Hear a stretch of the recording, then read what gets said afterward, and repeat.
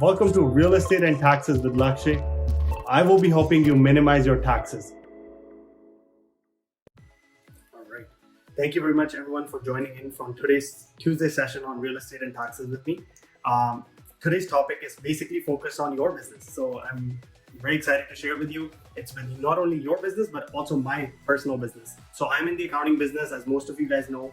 I've been an accountant for the last 8 years. I have 2 offices, one in Brampton, one in Mississauga, and I've been operating with my accounting services and serving all of the clients. Most of them are from real estate and real estate brokerage owners. So if you guys, it is the tax time. If you don't have an accountant, definitely reach out to me. I'll be more than happy to, plan some taxes for you in order to minimize those taxes. So once again, thank you for joining in. Today's topic is it profitable to open a financial services business? What do I mean by financial services business? Is it accounting, real estate, insurance, mortgage, XYZ?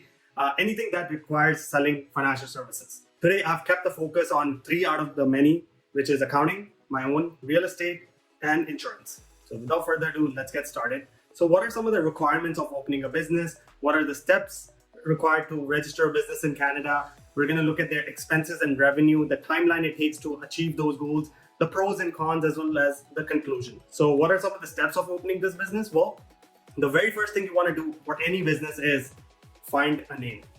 You can do a name search. There's government repositories where you can check a nuance report that is this name already taken or can I use my own name? So for your real estate businesses, it's mostly like, your first name, last name, and personal real estate corporation at the end. Same for me, it's Lakshay Gandhi CPA Professional Corporation. So finding a name is not that difficult.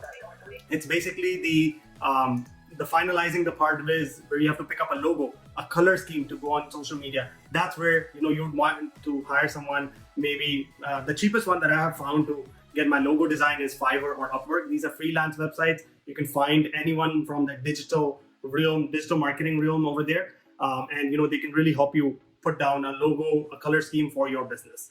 Also, a good idea to check the domain name. You can check on GoDaddy. Is the name available for your website?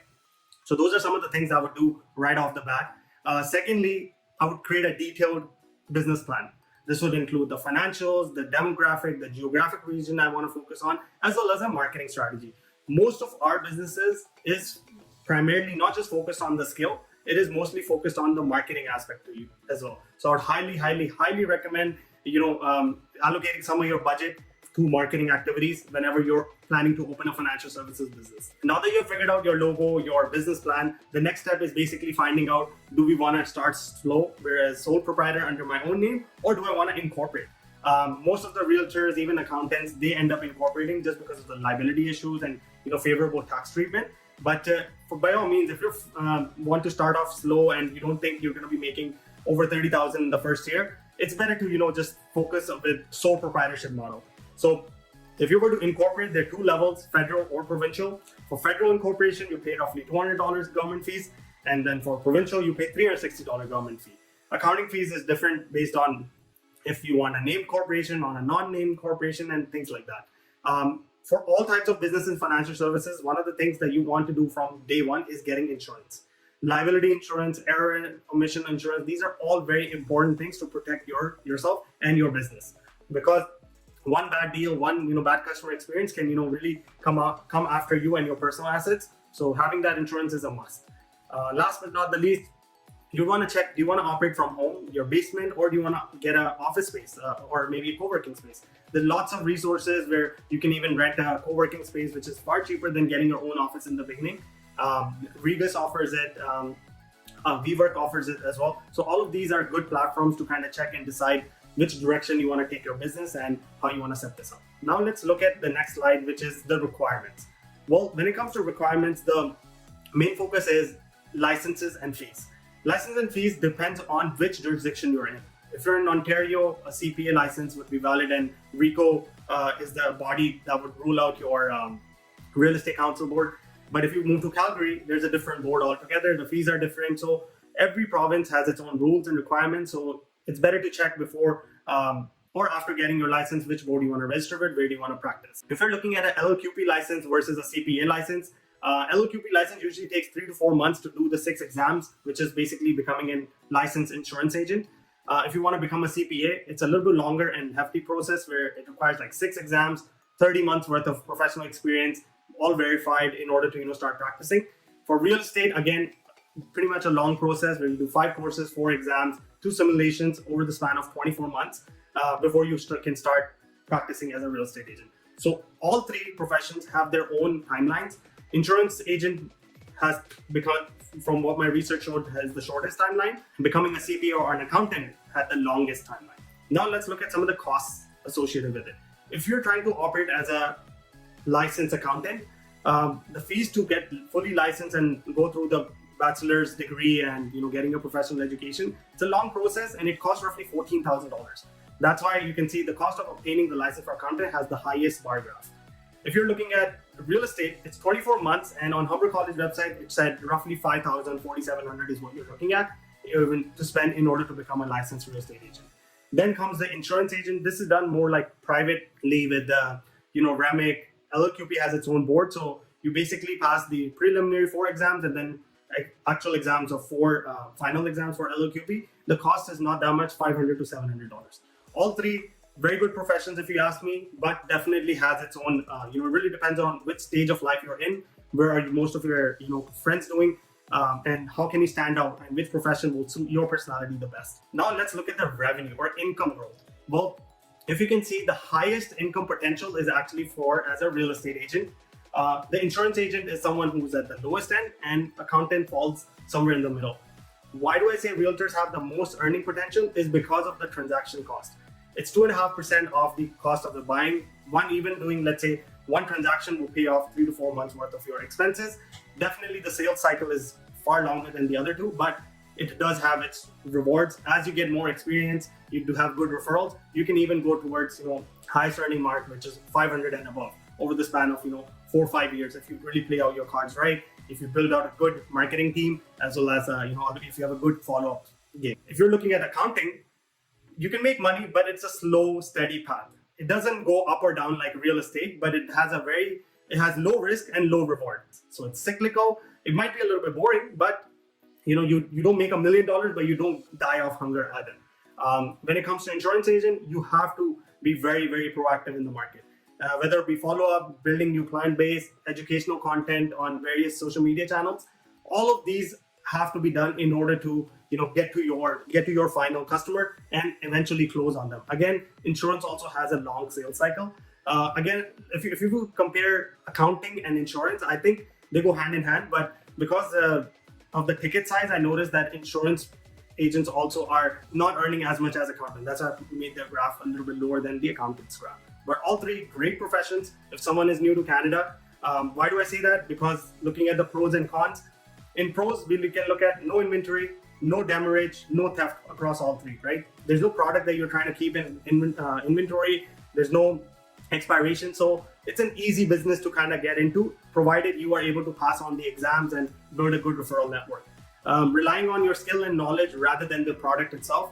I know a lot of businesses are importing stuff from overseas and the product comes broken and now they have to supply it. So it kind of just, things are just beyond their control because the product quality, which is made in China or India, doesn't maybe speak to the quality standard that you want to present. But in this kind of business, accounting, financial services, real estate or insurance, it's in your hand. You present your own image. It's your skill that people are buying, so you have that control, which is great. It does offer an entrepreneurial and dynamic work environment. Most of the time, it's a hit or miss. Sometimes people want the 9 to 5 and don't know calls after that specific time zone. But most of the time, when you're in an entrepreneurial gathering, you basically need to do your own due diligence. Now let's look at some of the cons. In cons, there's low barriers to entry. So there's a lot of competition. So a lot of competition makes it a little bit hard to survive. Licenses and certification can also take a long time. In one case, we said 24 months. The other case, we said 30 months. So sometimes people lose interest while doing the exam, and they might not even do, if let's assume they're an immigrant, the language test and those kind of things might make them nervous and they might not be able to clear those exams. Another thing that I've noticed that is a con is a long sales cycle.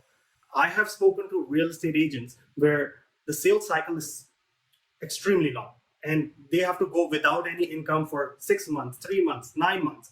And that becomes very, very challenging for them and their family to meet the day-to-day expenses. So again, accounting has a smaller sales cycle, and even insurance business has a very long sales cycle. The other thing that I've noticed is, although your main business might be selling insurance, might be selling real estate, or might be selling accounting, you have to be an expert marketer. Whether it be doing podcasts, which is the new age of advertising, or whether it be posting on TikTok. So these are some of the things that I have noticed when it comes to pros and cons. Now let's look at the top expenses for operating this kind of business. When I was doing a research on and looking at the income and expenses on all of these three different types of businesses, for accounting, the biggest expense became payroll. Because as we have more and more clients, we need to add more and more accounting staff in order to handle those queries. I try to manage it by assigning a admin assistant to all of the business clients. You might have your own way, but this is one of the things that I've noticed in accounting. Payroll is definitely the biggest cost, followed by advertisement, office rent, as well as general and admin expenses. Now let's look at real estate. When it comes to real estate, you need to be selling and advertising the most, which is why advertising has become the highest or the biggest ticket item. Of course, you have office rent, payroll expenses, general expenses. The newest category that I wanted to add is vehicle and fuel. You have to be constantly be on the road. So a lot of people buy flashy cars, and they all have to be well maintained. So vehicle and fuel expenses is one of the things that you can't help but have to allocate some of the money to that as well. Whereas for me, I can work off of my office and people come to meet me. So there's not that much scope of vehicle and fuel. Similarly for insurance business. Insurance business, the biggest category is advertisement. Office rent, of course, you have to compensate for that. But yes, again, they are also on the road. Vehicle and fuel also takes some of the money. There's also payroll expenses that you have to manage. Each of these businesses definitely needs a marketing team, definitely needs a admin staff and office in order to successfully operate. As a conclusion, I would say real estate comes in the winner when it comes to revenue, but you cannot be fooled by it because it also has the most expenses. In order, on average, you would need to walk away with at least $200,000 of income across all of these businesses to even break even.